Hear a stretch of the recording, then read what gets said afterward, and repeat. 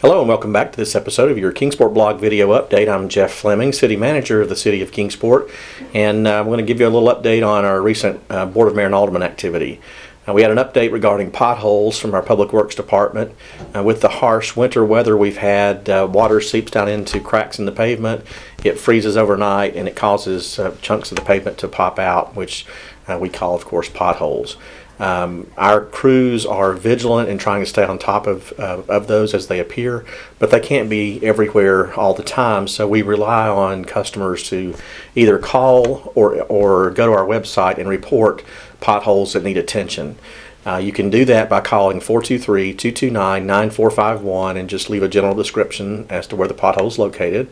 Or you can go to our website, kingsporttn.gov, look for the section that says I want to, and then report, and then a general concern. So when you enter that, that'll be sent to our Public Works folks, and they'll stay on top of it. They've got various crews out and about working, and they've also got a new piece of machinery that is a very high-tech way of filling the potholes that they're using as well. So we look forward to hearing from you and hopefully getting past this bump in the road, no pun intended.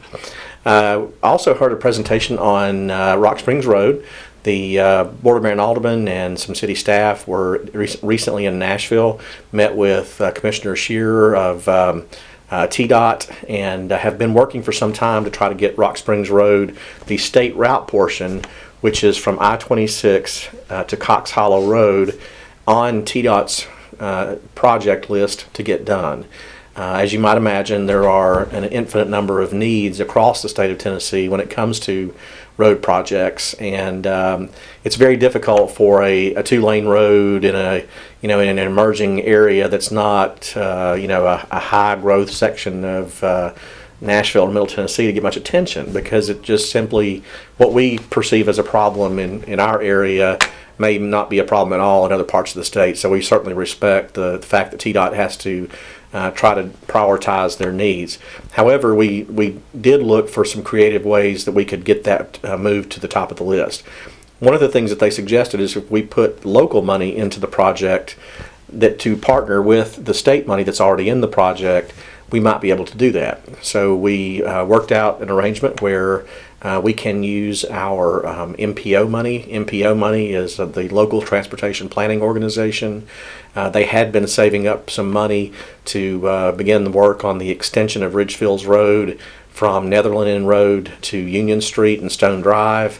So what will happen is we will temporarily redirect that funding to seize this opportunity on Rock Springs Road, and then we will come back and do the previous connector, or we'll reprioritize our transportation needs and come back later. So I applaud our Board of Mayor and Aldermen and our staff for being creative, and also TDOT in being responsive to help us meet this really pressing need for our community.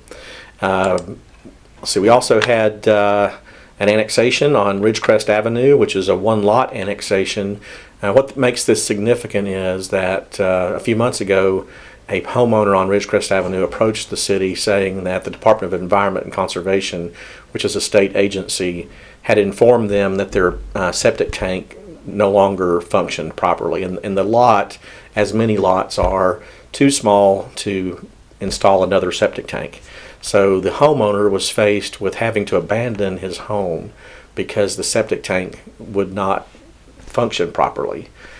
So he turned to the city and said, "Can you please annex me and provide sewer so that I don't lose my home?" So the Board of Mayor and Aldermen, of course, is placed in a very tenuous position, because we want to help everyone we can, but it is a very expensive proposition when it comes to extending sewer, particularly on an emergency type basis like this.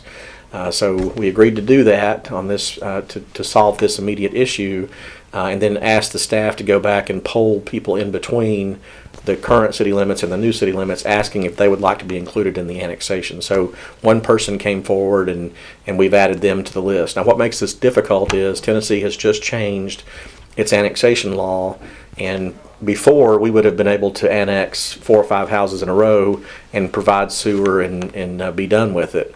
But in this case, we can't annex people that don't want to be annexed. So what that means is We're going to have to update our 911 system, our public works delivery system, and we're going to have to skip 3 houses, don't pick up their trash, don't respond to their emergency calls.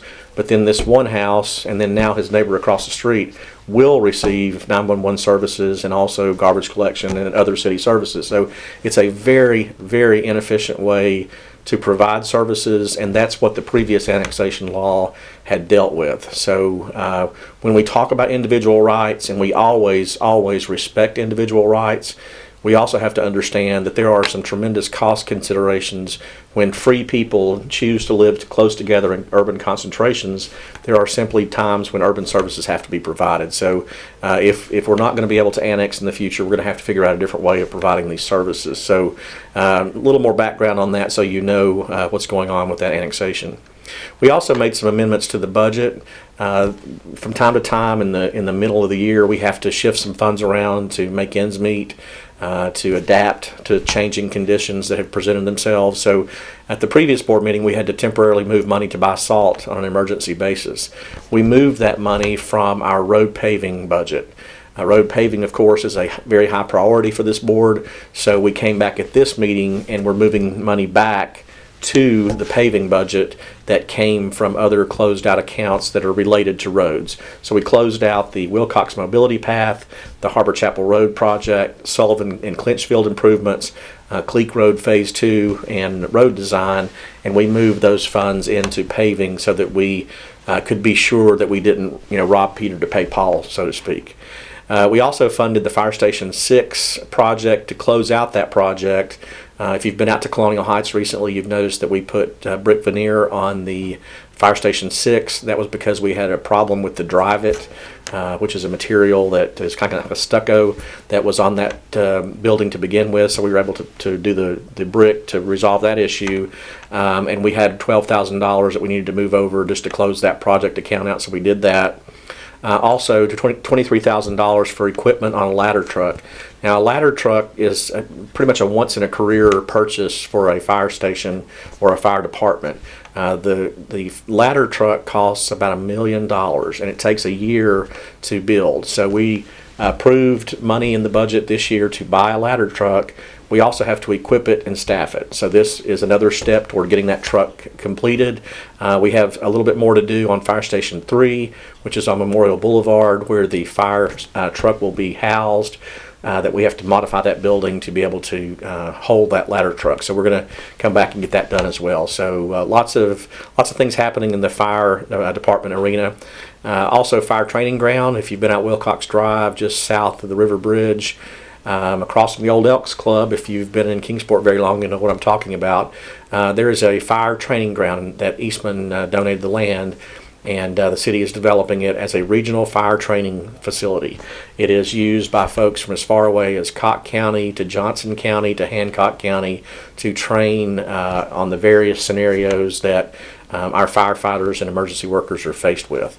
That's been on the planning boards for some time, and we have not been able to finish that project. So we are now finally able to award the bid at our next meeting so that the fire training facility can be completed. And this will be a burn building that will allow simulations of how fires flash, how they burn, and how you're supposed to fight those different conditions. So again, we take our fire prevention and emergency response very seriously in Kingsport, and we're providing the funding to illustrate our support for those employees. Also, we moved a little bit of money into our HVAC and facilities maintenance project. These are two areas that for some time we just haven't prioritized and really want to start doing that in the future. We have added numerous buildings to our inventory through the Academic Village, the V.O. Dobbins Community Center, and others, and we just simply haven't added the funds to keep up with maintaining those. So we don't want to be in a situation a few years from now where something that could be dealt with right now becomes catastrophic because we didn't deal with it as we should. So we're going to work on that as well. In the general fund, we reduced the network's debt service fund by $59,000. Now what that means is Networks is the Sullivan County Kingsport Bristol Economic Development Partnership. And historically, we've given land away, but with our new executive director, Clay Walker, he doesn't like to give land away. He likes to sell it if he possibly can, which I applaud his efforts at that. And so we've been able to sell property in the Gateway Park that's located at the intersection of I-26 and I-81. By doing that, it reduces how much we have to pay Sullivan County back next year in terms of debt service. So that saved us $59,000. We also had a reduction in debt service to the CIP because we borrowed less money last year than we have in the past. So we had $136,700 that was set aside to pay debt that we didn't have. So we are able to redirect that money to pressing needs that we have right now. Where that money is now being redirected to is $101,700 to the Economic Development Board's CNF Automotive Fund. There's a building on Airport Parkway that the Economic Development Board owns in partnership with Sullivan County. And it was supposed to be housing CNF, which was an Irish manufacturing company that was going to provide auto parts. They also considered using it to do windmills. The economy went south in 2009. They simply weren't able to. We had many car manufacturers that went bankrupt, had to be bailed out by the federal government, and we just simply weren't able to pull that off. And so they defaulted on their loan, which means that the city and the county have to pay the Economic Development Board back. And then when that property is eventually sold to someone else or leased, it will relieve that payment. So we refinanced last month to interest only for 12 months to give us a chance to sell the property. But we have to pay from now going back to July 1st, which is the beginning of our budget year, to keep that whole. So that total amount for that time period was $101,000. So we are keeping the Economic Development Board whole by paying them back. We also have appropriated $50,000 for downtown Christmas lights. That was something that several board members were hit with comments from the public about how shabby our Christmas lights looked. So we have had a team from the Downtown Kingsport Association, our Development Services Department, and our Public Works Group that has been working with a vendor in the Gatlinburg-Sevierville area. Of course, that's the epicenter for Winterfest and all the lights that we see down there. So this will allow us to do new Christmas lights on Broad Street and Center Street and some of the side streets, and hopefully be something that we can all be proud of for years to come. We increased the code enforcement effort by providing $10,000 to our removal of dilapidated structures. We've been talking since July 1st about our desire to step up our code enforcement efforts. So as they go through their hearing process and they are ordered to either pay or demolish the property, some folks just completely default on everything and walk away, and that leaves us to do it. So the $10,000 will help defray our costs, get us through the end of the fiscal year, which is June 30th, so that we don't have to just sit and wait for 3 months and not do anything in terms of dilapidation, because that's something that we've tried to step up. We also had to make a budget amendment for the senior center of $14,000 to help them with some unexpected utilities situations. We also, we did materials agreement for Edinburgh, Phase 5. The materials agreement is a creative project that allows developers to pre-apply for assistance in installing water and sewer lines to serve their development. There's several things that we get from this. One is we get the quality assurance of knowing that we ordered the pipe and we chose the pipe that's compatible with our system. We know how to maintain it. We know how to be sure to make sure that all of the way that we take care of all the rest of the system is the way we take care of the new things in the system. And when the developer completes their project and performs, then they're reimbursed. So Edinburgh had applied for $51,000 in a materials agreement, and they've now completed their work. We take off the sales taxes and an administrative fee and return $48,000 to them. So it's a way to reduce the cost of development and to keep developers interested in building in Kingsport. We've added hundreds and hundreds of lots to our inventory, and as the economy continues to improve, we hope to see new construction on those new vacant lots right here in our community. So again, it's a long-range planning kind of thing. We also did a lease agreement for the farmers market, which will open April 1st, and will extend through December 1st.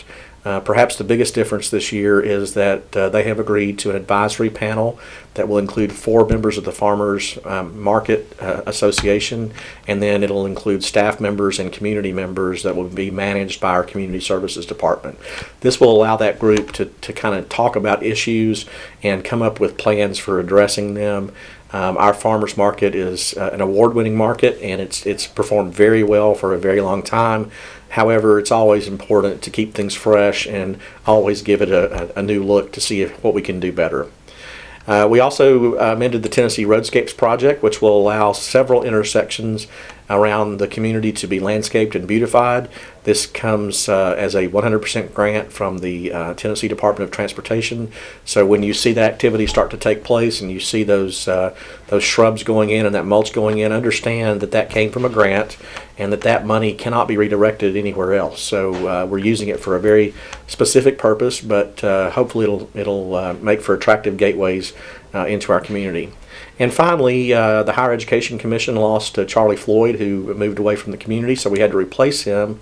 And Tim Atterbury, who is the CEO and president of Holston Valley Hospital, has agreed to take that position. So that's your not so quick update today, but that's your update on KingsportBlogger.com, and I look forward to seeing you soon.